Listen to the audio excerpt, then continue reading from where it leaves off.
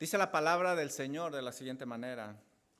Antes de esto, el sacerdote Eliasib, siendo jefe de la cámara de la casa de nuestro Dios, había emparentado con Tobías y le había hecho una gran cámara, y en la cual guardaban antes las ofrendas y el incienso, los utensilios, el diezmo del grano, del vino, del aceite, que estaba mandado dar a los levitas, a los cantores, a los porteros y la ofrenda de los sacerdotes. Esto es increíble lo que estamos leyendo. El sacerdote le dio las bodegas del templo a Tobías, y esto es algo muy grave.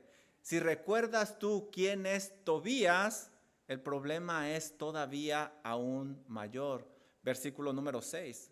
Mas a todo esto yo no estaba en Jerusalén, porque en el año 32 de Artajerjes, rey de Babilonia, fui al rey, y al cabo de algunos días pedí permiso al rey para volver a Jerusalén. Y entonces supe del mal que había hecho Eliasib por consideración a Tobías, haciendo para él una cámara en los atrios de la casa de Dios. ¿Qué habrá sentido Nehemías al ver que la casa de Dios había sido profanada?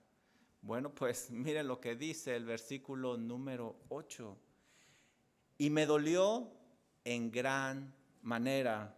Nehemías sintió una gran tristeza, una gran indignación al ver que la casa de Dios había sido profanada. ¿Qué hizo Nehemías?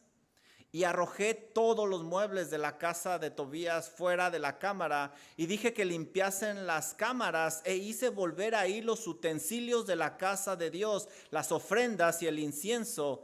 Encontré asimismo que las porciones para los levitas no les habían sido dadas, y que los levitas y cantores que hacían el servicio habían huido cada uno a su heredad. Entonces reprendí a los oficiales y dije: ¿por qué está la casa de Dios abandonada? Y los reuní y los puse en sus puestos. ¿Qué? ¿La casa de Dios abandonada? ¿Qué pasó?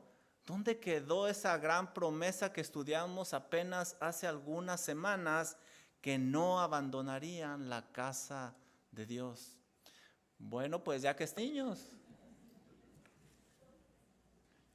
por favor, abran sus Biblias en Nehemías capítulo 13. Este es el último capítulo de Nehemías, y después de lo que suceda en este capítulo, la historia de Israel nos dice que habrá 400 años de silencio. Por los capítulos anteriores, lo que hemos estudiado, este debe de ser un gran final, con una excelente comunión y devoción a Dios. Si tú recuerdas, estudiamos el capítulo número 10 y el pueblo de Israel hizo un voto de consagración a su Dios. Estudiamos el capítulo número 11 y ahí el pueblo tuvo una gran celebración de dedicación para agradecerle a su Dios. ¿Y qué decir del capítulo número 12? El pueblo tiene una gran celebración ahí, y bueno, este es el capítulo 13. ¿Qué pudiera salir mal? ¿Qué más pudiéramos pedir? Estamos listos para terminar este capítulo en una manera extraordinaria. Pero tristemente, cuando yo voy al versículo número 8, veo unas palabras de Nehemías que no deberían de estar ahí. ¿Puedes verlas? Y me dolió en gran manera. Esas palabras no deberían de haber salido de los labios de Nehemías. ¿Qué pudo haber acabado con ese gran gozo? ¿Qué pudo haber arruinado esa gran celebración antes de entrar a esos 400 años de silencio? Bueno, pues aprendamos en este capítulo qué provoca este tipo de dolor, este tipo de indignación en un verdadero hijo de Dios. ¿Sabes qué le causó ese dolor, esa indignación a Nehemías? Lo primero es que no se cuidó la casa de Dios. No se cuidó la casa de Dios, y eso provoca una gran indignación en un verdadero cristiano, y ese va a ser nuestro punto número 1. Cuando tú lees este capítulo, los primeros 3 versículos narran que Israel estuvo leyendo la ley de Dios. Ahí se dieron cuenta que debían de expulsar a los moabitas y a los amonitas porque ellos habían ofendido a Dios, y ahí se narra lo que hicieron. Mira lo que dice Nehemías capítulo 13, versículo número 1. Aquel día se leyó en el libro de Moisés, oyéndolo el pueblo, y fue hallado escrito en él que los amonitas y moabitas no debían entrar jamás en la congregación de Dios. Estos pueblos nunca deberían de entrar en la comunión con el pueblo de Dios. Esa es una orden enfática. Pero ¿cómo es que se les permitió entrar a estos pueblos paganos? El resto del capítulo nos lo explica. Miren lo que dice el versículo número 4.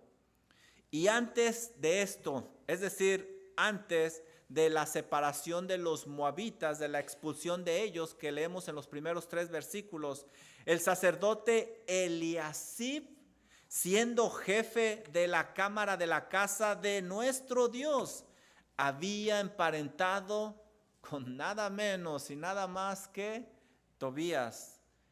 Nehemías menciona en este versículo una relación familiar del sacerdote Eliasib con un tal Tobías, y nos da alguna información este versículo. Dice que Eliasib no era cualquier persona, era nada menos y nada más que el sacerdote de Dios. Tenía un gran puesto de honor y responsabilidad ante Dios y ante el pueblo también. Si tú recuerdas, él trabajó fuertemente en la reconstrucción de los muros. No solo eso, este sacerdote inspiró a otros sacerdotes para que también ellos trabajaran fuertemente en la reconstrucción de los muros y en las puertas. Además, aquí se nos dice que Eliasib era el jefe de las bodegas. Este era un puesto de confianza. Ahí se guardaban los tesoros, las ofrendas, los diezmos, etc. Este versículo también dice que estas no eran cualquier bodegas. Estas bodegas estaban en el templo. No era cualquier lugar. Eran las cámaras de un lugar que se consideraba sagrado. Por último, el verso describe al templo como la casa de Dios. No era el templo de cualquier ídolo pagano, era la casa del Dios viviente. Era un lugar especial que merecía respeto, ya que Dios lo cuidaba celosamente. Eliasib no era cualquier persona, tampoco cuidaba cualquier lugar. Ahora dice que emparentó con Tobías, aunque no se da información aquí de Tobías. Bueno, quizá tú recuerdas quién era Tobías. En el capítulo número 2 estudiamos que él no quería el progreso de Israel, no quería que se levantaran los muros. Es más, este Tobías fue el que se burló cuando levantaron los muros en el capítulo número 4, diciendo: si una zorra se sube, va a derribar todos esos muros. Ese es Tobías. Es más, era considerado enemigo a causa de la oposición violenta contra la obra de Dios. Déjame leerte Nehemías 6:1 lo que dice.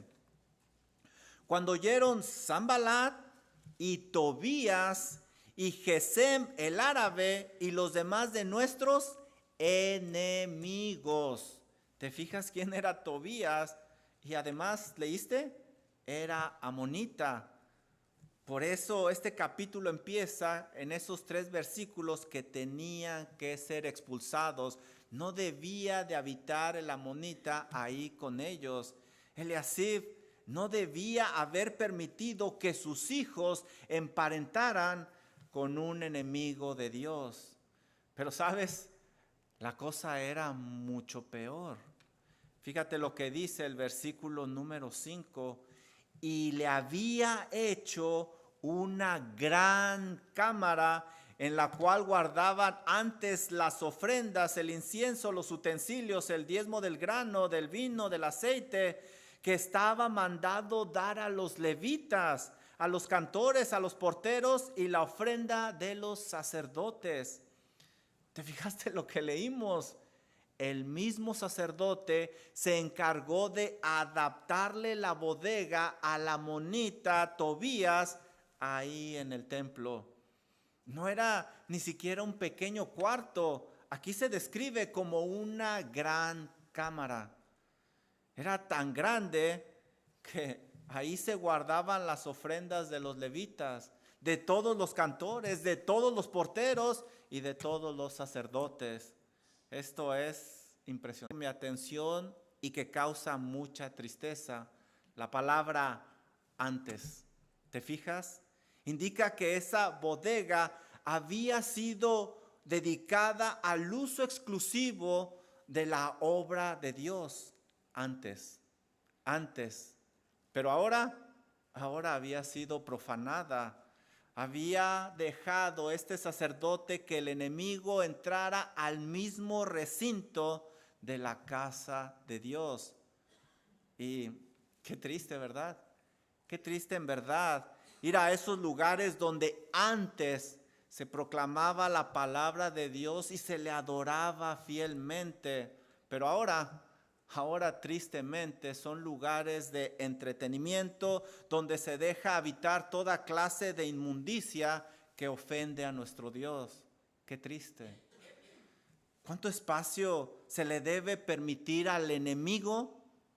Nada, absolutamente nada, porque todo tiene que ser consagrado para nuestro Dios. De otra manera, como el pastor Chance ha predicado anteriormente, el enemigo se va a ir expandiendo hasta tomar posesión de todo, absolutamente todo, y eso fue lo que permitió este sacerdote. Pero sabes, es todavía más triste escuchar de personas que antes fueron de inspiración, como el sacerdote Eliasib. Es devastador que este sacerdote comenzó bien, pero se desvió en su carrera y afectó nada menos y nada más que la casa de Dios. Seguramente Eliasib primero toleró al enemigo Tobías, después lo aceptó y finalmente lo dejó entrar a la casa de Dios. Esto no te garantiza que la vas a terminar de la misma manera. El pecado es astuto, muy, muy astuto. Por eso el predicador John Piper comenta lo siguiente: si el pecado derribó al hombre más fuerte, Sansón, si derribó al más sabio, Salomón, y al hombre conforme al corazón de Dios, David, entonces puede ser muy astuto y puede dominarte y derribarte a ti también. Por eso, velad y orad. No te confíes, querido hermano. No cedas a las presiones inicuas, aun cuando vengan de personas muy cercanas a ti y muy amadas, como le sucedió a este sacerdote. ¿Dónde estaba Nehemías? Miren lo que dice el versículo número 7. Mas a todo esto, yo no estaba en Jerusalén, porque en el año 32 de Artajerjes, rey de Babilonia, fui al rey, y al cabo de algunos días pedí permiso al rey para volver a Jerusalén. Nehemías originalmente había estado en Jerusalén por 10 o 12 años reconstruyendo los muros y reconstruyendo la vida espiritual del pueblo de Dios. El tiempo que el rey le había permitido estar ahí en Jerusalén se había acabado y él tenía que regresar a palacio. No se sabe con exactitud cuánto tiempo estuvo allá en palacio, pero en su segunda venida quizá fueron después de unos meses o años, no lo sabemos. Lo que sí sabemos es que en su ausencia hubo muchos cambios, y seguramente alguien fue a contarle lo que estaba sucediendo en Jerusalén.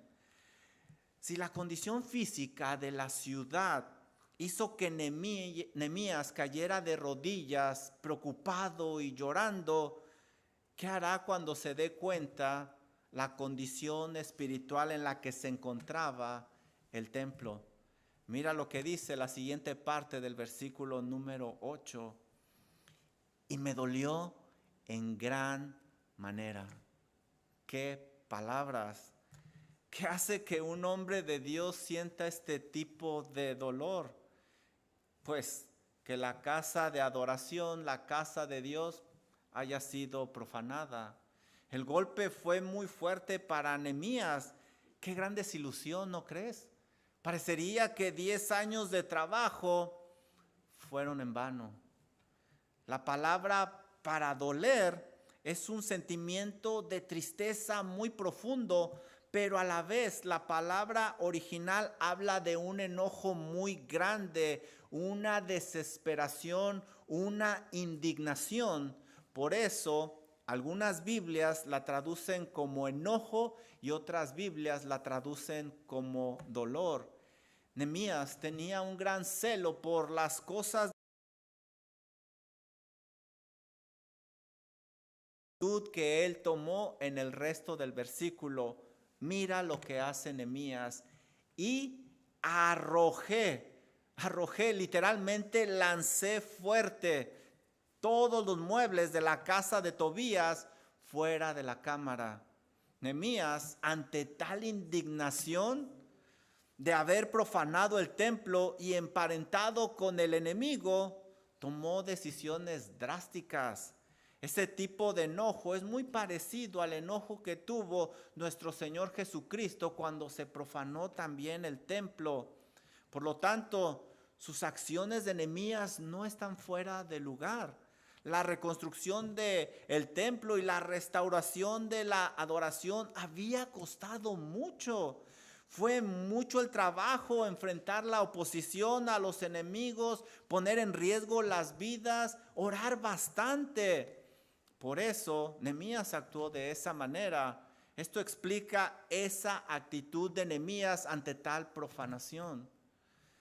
Esta es la actitud y celo que nosotros deberíamos de tener cuando algo pecaminoso ha entrado a nuestras vidas. Recuerda que si eres verdaderamente un creyente, tu cuerpo es templo del Espíritu Santo. ¿Qué necesitas arrojar fuera de tu vida, fuera de tu corazón, para que salga ese enemigo y realmente Dios pueda ocupar todo ese lugar?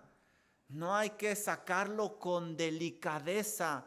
Yo no veo que Nehemías se portó muy amable aquí. Al contrario, hay que agarrar y lanzar eso pecaminoso fuera, lejos de nuestra vida, tal como Nehemías lo hizo.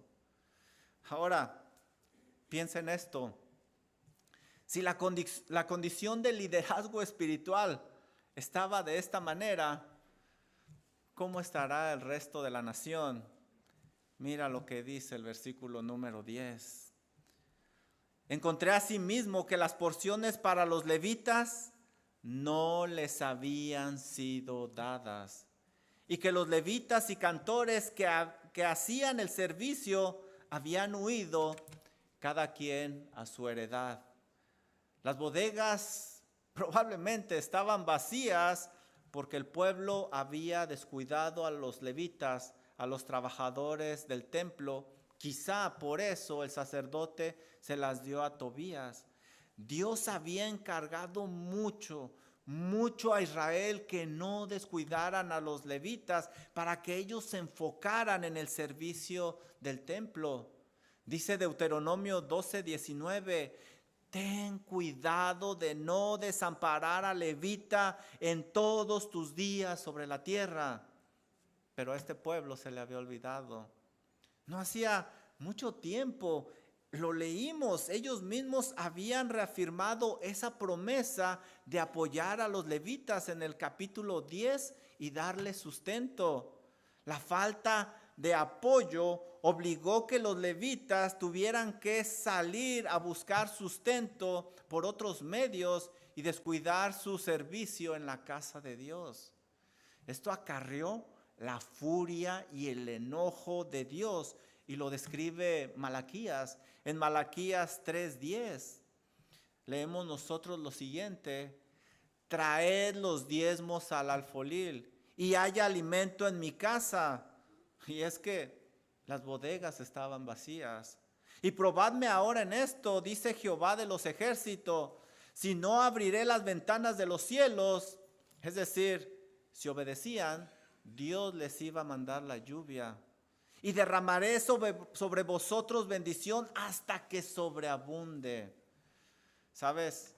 No descuides tu apoyo a la casa de Dios para que pueda seguir funcionando adecuadamente como lo pide el Señor. De otra forma, se desencadenará un problema tras otro, donde seguramente tú también serás afectado, como lo estamos leyendo aquí. Fíjate el final del versículo número 11. Entonces, reprendí a los oficiales y les dije: ¿por qué está la casa de Dios abandonada? Esta frase nos muestra la triste condición en la que se encontraba el templo cuando Nehemías llegó. Esa imagen debió haber sido un golpe muy fuerte para Nehemías. No hacía mucho que el mismo pueblo, con una gran determinación, en el capítulo 10, versículo 39, dijo: y no abandonaremos la casa de nuestro Dios. ¿Dónde había quedado esa promesa? Versículo número 12. Y todo Judá trajo el diezmo del grano, del vino, del aceite y a los almacenes. No que no, diríamos en México. Ahora sí, el pueblo hizo caso a la llamada de atención de parte de Nehemías y volvió a ayudar a los levitas. Pero es difícil no hacer una pausa aquí. ¿Por qué no lo hicieron antes? ¿Por qué hasta que se les llamó la atención lo hicieron? Ellos sabían lo que tenían que hacer. ¿Buscaban agradar a Nehemías o buscaban agradar a Dios? Algo no está bien con este pueblo. ¿Sabes? Es verdaderamente penoso que un creyente necesite a un líder espiritual todo el tiempo a un lado. Eso muestra que en realidad es un seguidor de un hombre, o no cree que Dios es omnipresente y está ahí viendo si está cumpliendo sus responsabilidades o no. Pues este pueblo, hasta que Nehemías les llamó la atención, empezaron a hacer lo que debían de llevar a cabo. ¿Qué hacer cuando existe este tipo de frustración santa como la que está viviendo Nehemías? Mira lo que hizo este siervo de Dios, versículo 14. Acuérdate de mí, oh Dios, en orden a esto, y no borres mis misericordias que hice en la casa de mi Dios y en su servicio. Como de costumbre, Nehemías hizo lo correcto. Nehemías derramó su corazón delante de Dios. La labor no sería fácil y a la vez sería desilusionante. Por eso necesitaba la ayuda de Dios. Él fue en oración y, como ves tú aquí, él no pide nada para él. Lo que pide es que su labor no sea en vano. En otras palabras, que el templo siga funcionando adecuadamente. Ese es el deseo de este siervo de Dios. Para un creyente verdadero, la casa de Dios es de suma importancia. Es una parte esencial de su vida. Es un lugar especial que merece devoción y todo el respeto. Es un lugar de gozo y privilegio en el cual podemos estar, porque ahí aprendemos de Dios, alabamos a Dios, tenemos comunión con los hermanos. Un verdadero creyente habla como dice el Salmo 27:4. Una cosa he demandado a Jehová y esa buscaré, que esté de mi vida.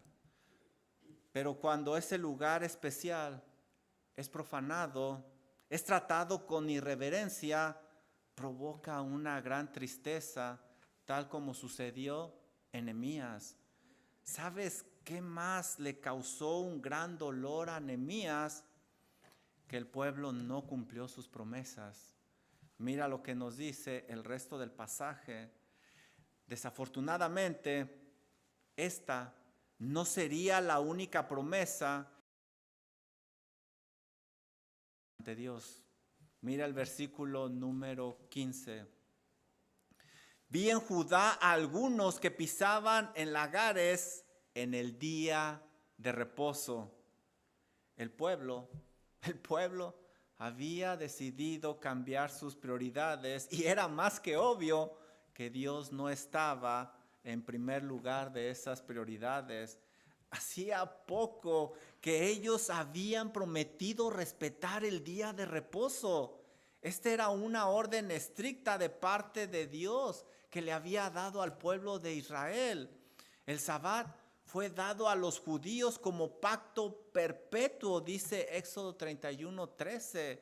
Les había sido dada para que no olvidaran que Dios los había sacado de Egipto. Dice Deuteronomio 5:15 lo siguiente. Dios le habla a Israel y le dice: acuérdate que fuiste siervo en la casa de Egipto y que Jehová tu Dios te sacó de allá con mano fuerte y con brazo extendido. Por lo cual Jehová tu Dios te ha mandado que guardes el día de reposo. Si el sacerdote estaba corrompido, no es de extrañarse que el pueblo también lo estuviera. ¿Qué hizo Nehemías? Mira el versículo número 17. Y reprendí a los señores de Judá y les dije: ¿qué mala cosa es esta que vosotros hacéis profanando el día de reposo? Mira lo que sucede aquí. Nehemías les llama la atención fuertemente a los líderes y sin importar el rango de ellos, va directamente al grano. No merecían ningún respeto porque ellos no habían respetado a Dios. Lo primero que hace Nehemías es mostrarles cuál era su pecado. Habían profanado el día de reposo. Profanar es tratar sin respeto debido una cosa que se considera sagrada. Eso es lo que ellos habían hecho. Ahora mira el versículo 18. ¿No hicieron así vuestros padres? Y trajo nuestro Dios todo este mal sobre nosotros y sobre esta ciudad. Y vosotros añadís ira sobre Israel profanando el día de reposo. Lo siguiente que hace Nehemías es recordarles que con Dios no se juega, y ellos habían sido testigos de eso. Sus padres experimentaron la ira de Dios por haber profanado el día de reposo, y ellos mismos como hijos fueron afectados y ellos tuvieron que ir al exilio.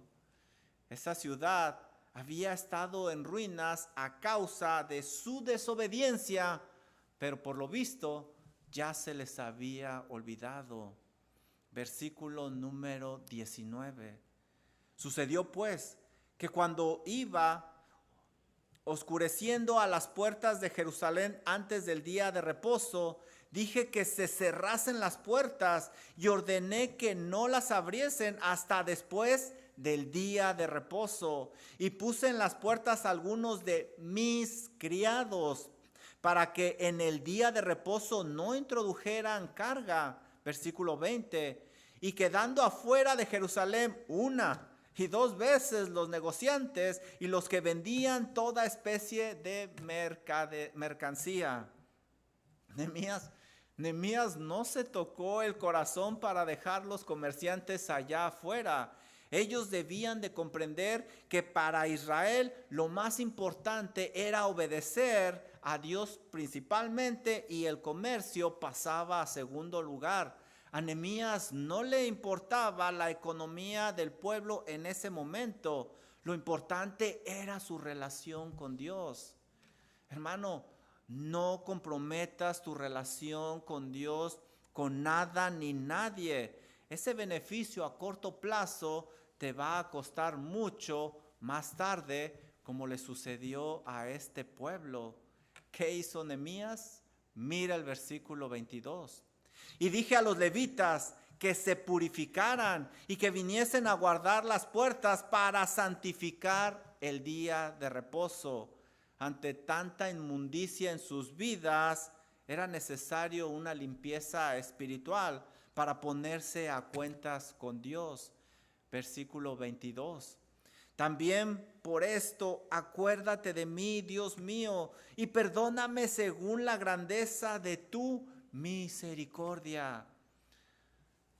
El pesar fue muy grande para Nehemías, tanto que nuevamente tiene que ir a Dios para obtener fortaleza de Él. Y en su oración, Él mismo pide perdón, identificándose con todos estos transgresores. ¿Sabes? Para un verdadero creyente, que se le cumpla a Dios lo que se le promete es muy importante. Una promesa hecha a Dios es algo serio y el no cumplirla acarrea graves consecuencias. Por esa razón, cuando se sabe que alguien no ha cumplido su promesa a Dios, eso acarrea una gran indignación, una gran tristeza, tal como lo vemos en Nehemías. ¿Sabes qué más le causó un gran dolor a este siervo de Dios? Que el pueblo no se mantuvo puro. Desafortunadamente, el pecado del pueblo había ido mucho más allá y Nehemías lo vio con sus propios ojos. Mira lo que dice el versículo 23. Vi asimismo en aquellos días a judíos que habían tomado mujeres de Asdod, amonitas y moabitas. ¿Te das cuenta por qué los primeros 3 versículos están en este capítulo?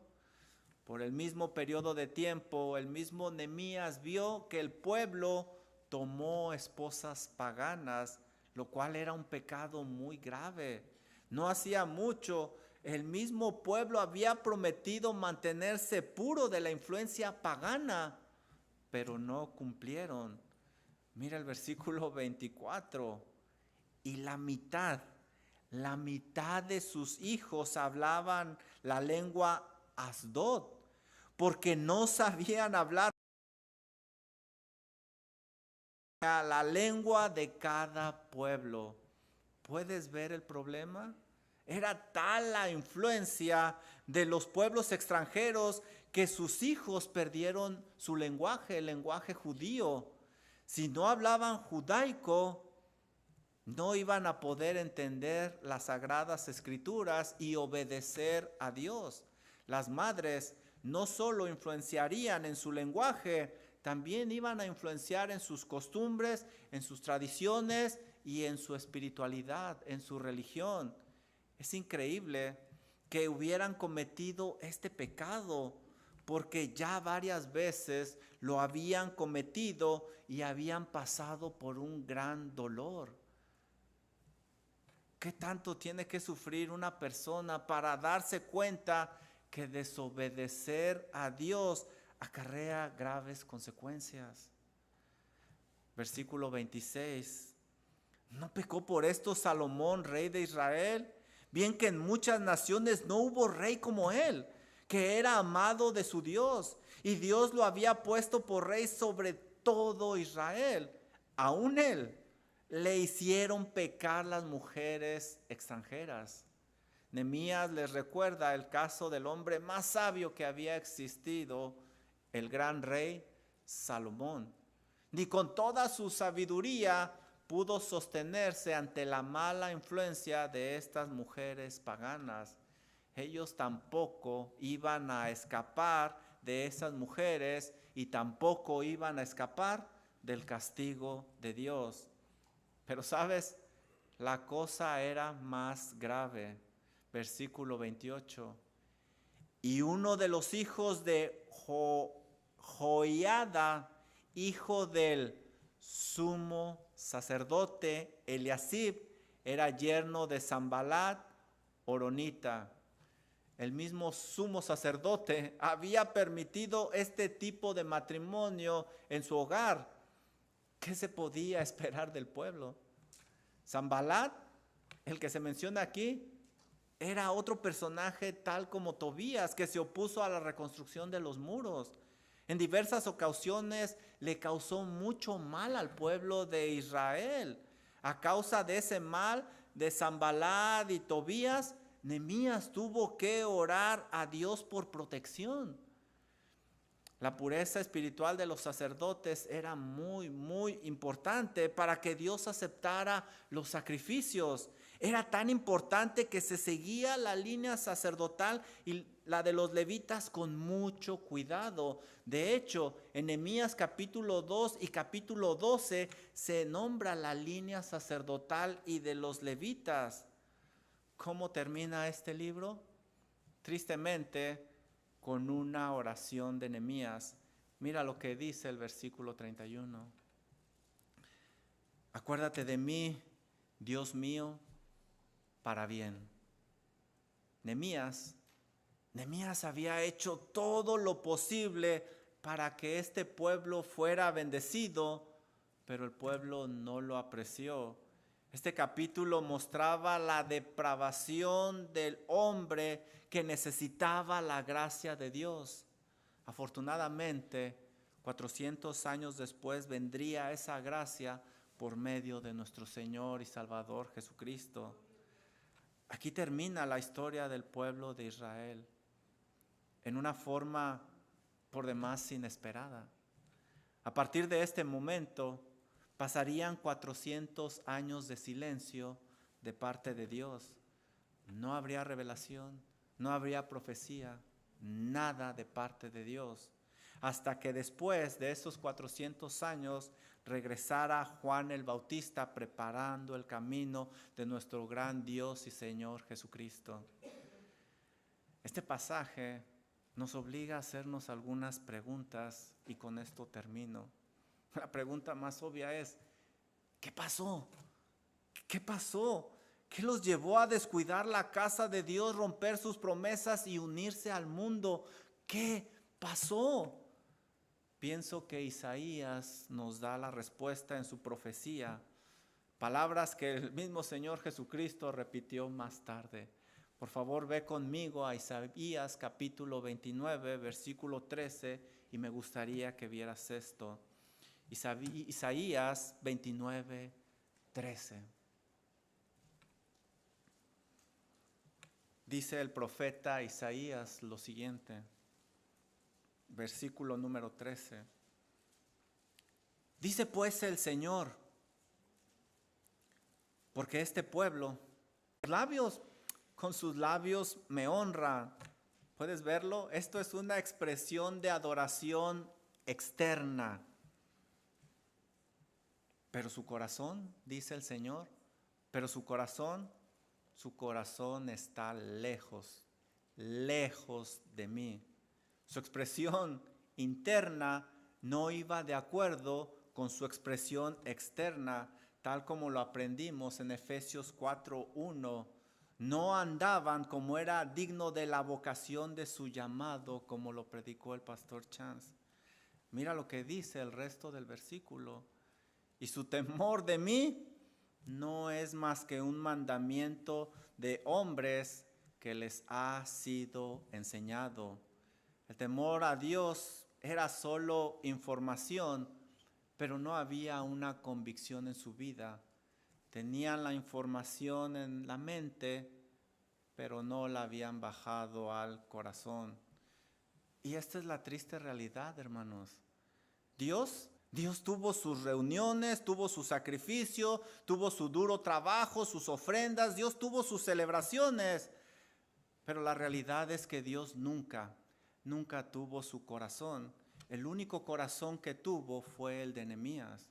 No fue coincidencia que Nehemías tuviera que regresar a palacio y les quitara la vista de encima, porque con el tiempo se dejaría ver lo que realmente estaría en su corazón, saldría eso interno hacia lo externo.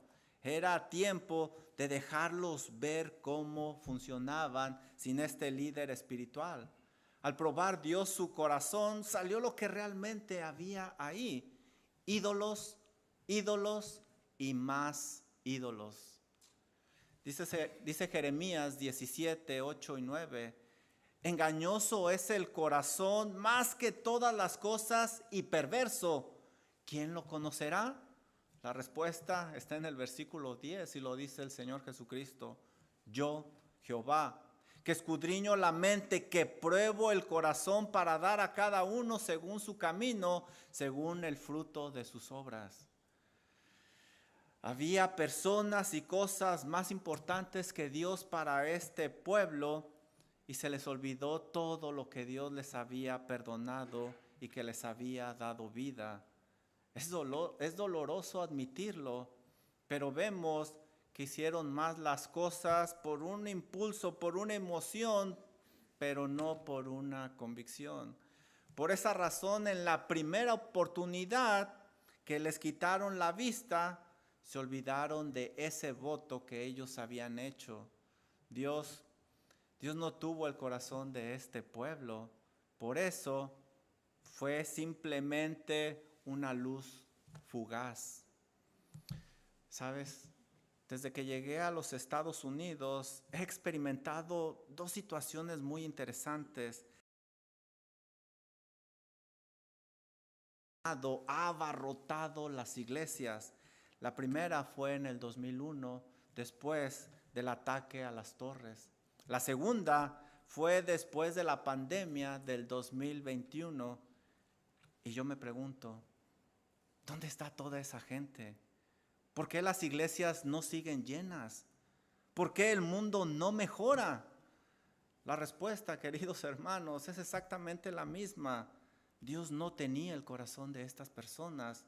Ellos rechazan la gracia de Dios constantemente, pero un día esa mano de gracia será quitada y lo que vendrá será el juicio de Dios. Muchas veces nos emocionamos con algunos cambios en nuestra vida, o nos emocionamos con otras personas que agarran velocidad en el andar cristiano, pero no debemos de cantar victoria tan rápido.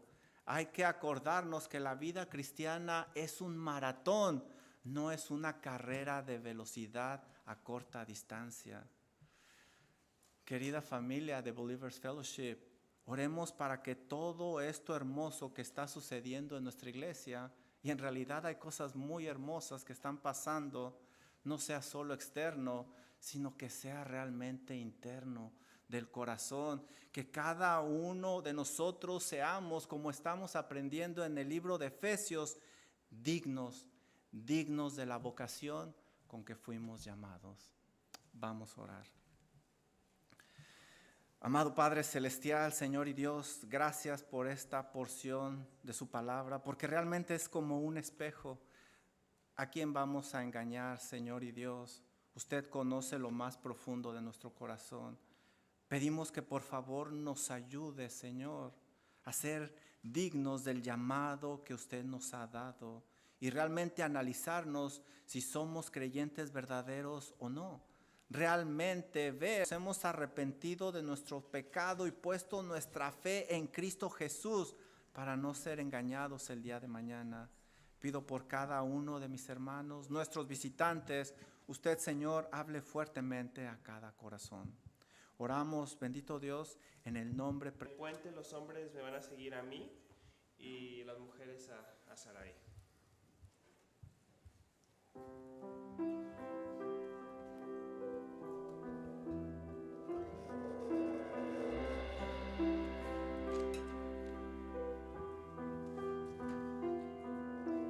¿Quién formó las olas al hablar? ¿Quién contó la arena en el mar?